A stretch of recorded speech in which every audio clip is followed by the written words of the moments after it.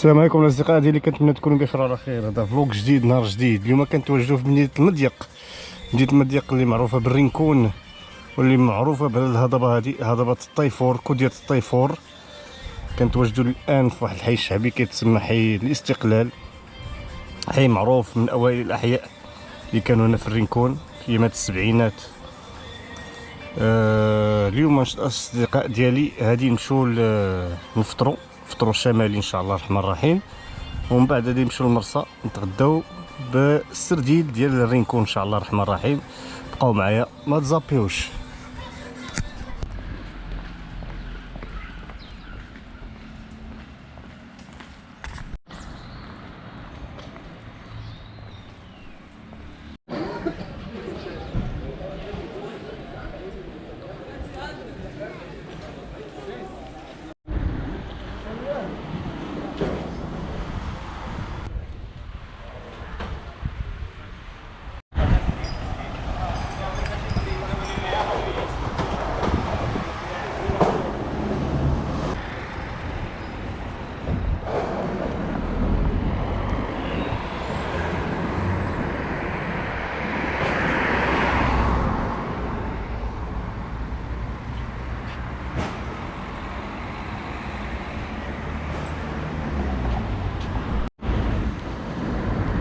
حنا دابا كنتواجدوا في لاكورنيش ديال المضيق.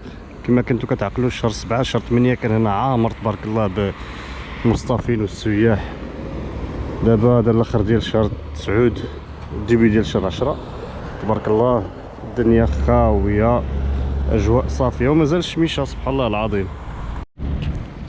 المرسى ديال رينكون كتواجد تحت ديال الكوديه ديال الطيفور اللي كاينه قدامنا. غادي نتجهوا دابا للبحر الشاطئ، نوريكم الشاطئ كي داير.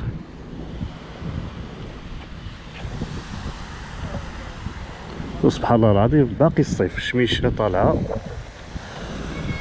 الجو سخون، كاين ناس من البحر تبارك الله. شوف الناس مازال من البحر.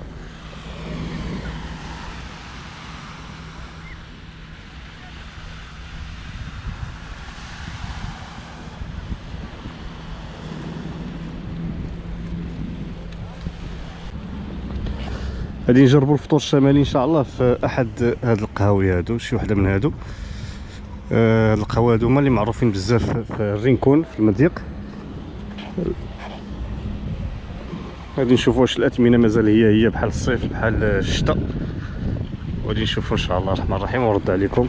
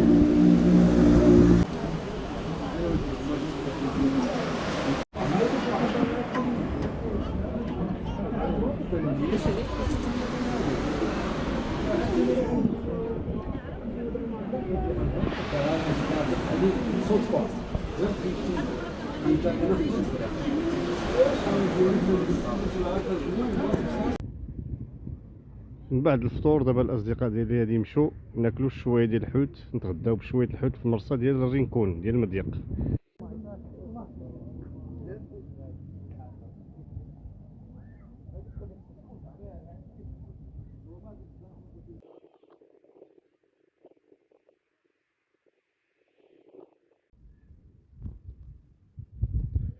المرسى ديال المضيق.